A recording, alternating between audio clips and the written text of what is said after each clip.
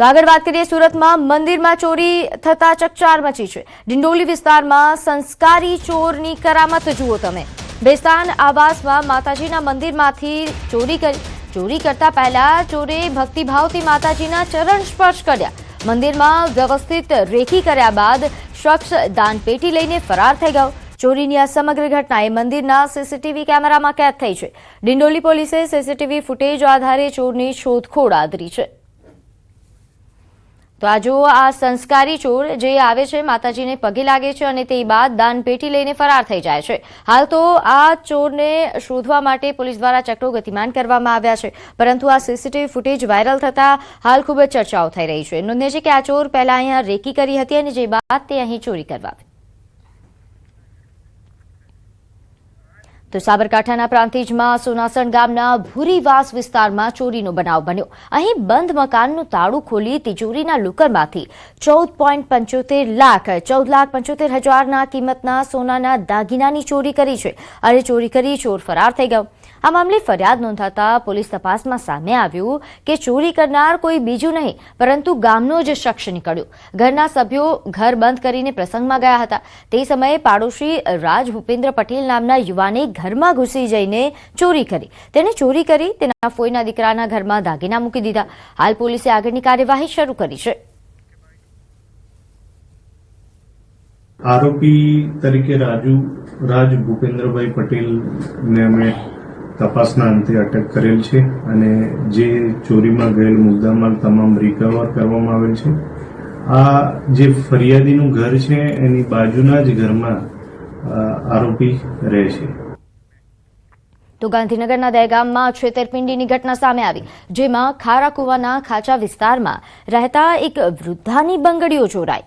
બે ગઠિયાઓ વાસણ અને દાગીના સાફ કરી આપવાની લાલચે ઘરમાં ઘૂસી ગયા અને વૃદ્ધાના હાથમાં પહેરેલી બંગડી પર લિક્વિડ નાખી 2.5 તોલાની બે બંગડીઓની ચોરી કરીને ફરાર થઈ ગયા।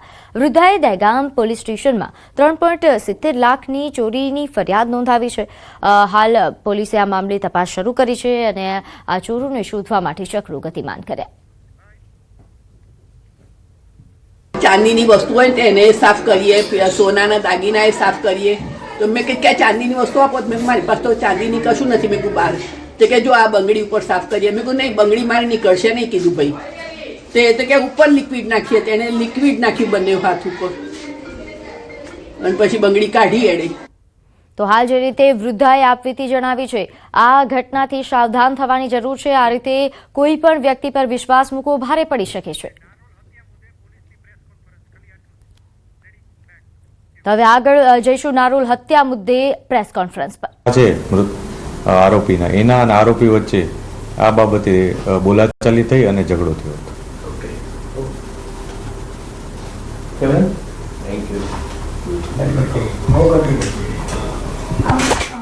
તો હાલ અમદાવાદમાં સામાજિક તત્વો બેફામ બન્યા છે। હત્યાનો ખૂબ જ ચોંકાવનારો બનાવ સામે આવ્યો હતો, જેમાં પારિવારિક બાબતોમાં ઝઘડો થયો અને જમાઈએ સસરાની હત્યા કરી છે।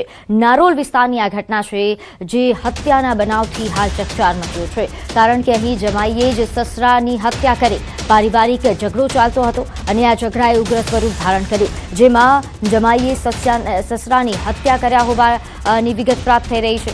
તો અમદાવાદની આ ઘટના છે, ખૂબ જ ચોંકાવનારી ઘટના। નોંધે છે કે અમદાવાદમાં દિવસે ને દિવસે આ પ્રકારની ઘટનાઓ ખૂબ વધી રહી છે। નારોલમાં જે રીતે જમાઈએ સસરાની હત્યા કરી, પારિવારિક બાબતોમાં ઝઘડામાં હત્યા કર્યા હોવાની આશંકા છે। પોલીસ ઘટના સ્થળે પહોંચી છે। આરોપીને પકડવા માટે તજવીજ શરૂ કરવામાં આવી। તો હાલ પોલીસ દ્વારા વધુ તપાસ પણ હાથ ધરાઈ છે, પરંતુ આ ઘટના સામે આવ્યા બાદ સમગ્ર વિસ્તારમાં ચકચાર મચી છે। આ રીતે જમાઈએ સસરાની હત્યા કરી દેતા હાલ ચકચાર મચી જવા પામી છે। આ ઉપરાંત પોલીસે આ સમગ્ર બનાવ અંગે વધુ વિગતે તપાસ પણ શરૂ કરી છે। દિવસે ને દિવસે અમદાવાદમાં આ પ્રકારની ઘટનાઓ ખૂબ વધી રહી છે। હત્યાના બનાવો વધી રહ્યા છે, મારામારીના બનાવો વધી રહ્યા છે, ત્યારે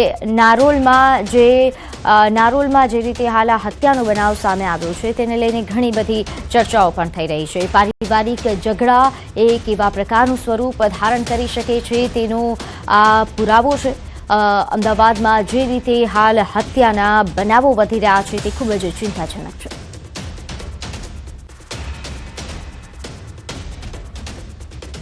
તો હાલ અમદાવાદમાં અસામાજિક તત્વો બેફામ બની રહ્યા છે. હાથીજળમાં જાહેરમાં હુમલાની ઘટના બની. પોલીસને પડકાર આપી જાહેરમાં હુમલો કરવામાં આવ્યો.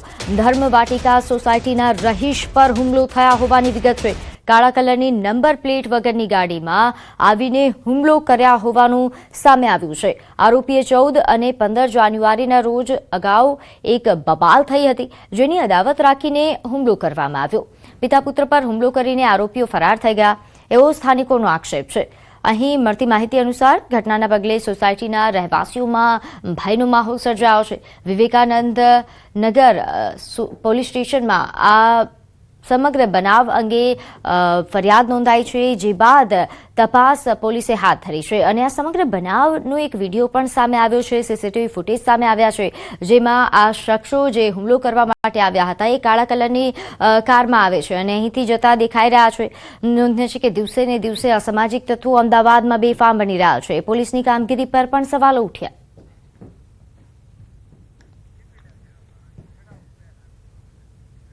તો મહીસાગરમાં પોલીસને પોષ ડોડાનો જથ્થો મળી આવ્યો છે. રાતના સમયે બાકોર પોલીસ પેટ્રોલિંગમાં હતી અને તે દરમિયાન કાર રોકતા તેમાંથી પોષ ડોડા મળી આવ્યા, જેમાં 400 કિલોથી વધારે પોષ ડોડાનો જથ્થો ઝડપાયો છે અને પોલીસના હાથે મુદ્દામાલ લાગ્યો.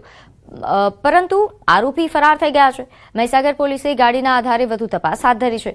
અગાઉ પણ કોઠંબામાંથી 38 લાખ અને રફઈ ગામમાંથી 40 લાખનો પોષ ડોડાનો જથ્થો મળી આવ્યો હતો.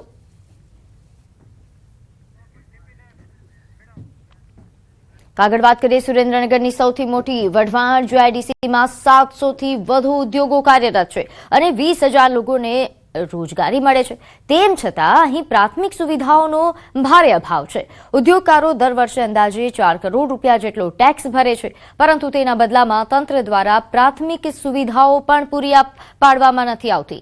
અહીં તાજેતરમાં તંત્ર દ્વારા માત્ર 3.60 કરોડના ખર્ચે ગણતરીના 7 રસ્તાઓના નવીનીકરણની જાહેરાત કરી હતી, પરંતુ મોટાભાગના રસ્તાઓ હજુ પણ બિસ્માર હાલતમાં છે. કામદારો અને માલવાહક વાહનોને ભારે હાલાકીનો સામનો કરવો પડી રહ્યો છે.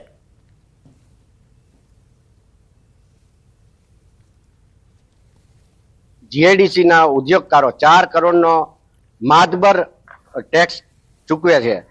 તો 4 કરોડની સામે તમે અમારા પૈસા અમને 3 કરોડ ને 60 લાખ ફક્ત આપો છો, તો એ પણ 7 રસ્તા માટે. તો અમારી એવી માંગણી છે કે જીઆઈડીસી માં પૂરેપૂરા રસ્તા બનવા જોઈએ. અહીંયા બાકીનો જે ટેક્સ વસૂલવામાં આવે છે, હાઉસ ટેક્સ ટાઈમે લેવા આવી જાય છે. એમાં સેનેટરીનો ખર્ચ લેવામાં આવે છે, પછી લાઇટનો ખર્ચ લેવામાં આવે છે અને પાણીનો કરનો જે ટેક્સ લેવામાં આવે છે, એ ટેક્સમાં 3 માંથી એકય અમને સુવિધા મળતી નથી. રોડ રસ્તાની સુવિધા નથી, ગટરનો પાણીનો પણ નિકાલ નથી. પહેલા જીઆઈડીસીમાં અમે ફરિયાદ કરતા કે તમે રોડ રસ્તા બનાવો, તો એ કે મ્યુનિસિપાલિટીમાં આવે. મ્યુનિસિપાલિટીને ફરિયાદ કરી તો એમ કે જીઆઈડીસી ને ઓફિસે તમારે જવાનું. તો આમાં અમારે જવું ક્યાં એ ખબર નથી પડતી અમને. પ્લસ સ્ટ્રીટ લાઇટ અમુક ટાઈમે ચાલુ હોય, અમુક ટાઈમે બંધ હોય, તો એ કોને અમારે કહેવા જવું. એટલે અમને સરકારશ્રી અત્યારે મંજૂર તો કર્યા છે રસ્તા અમારી માંગણીને લઈને, પણ અમારી એવી માંગણી છે કે 7 રસ્તા જે મંજૂર કર્યા એની જગ્યાએ બધા રસ્તા મંજૂર કરે.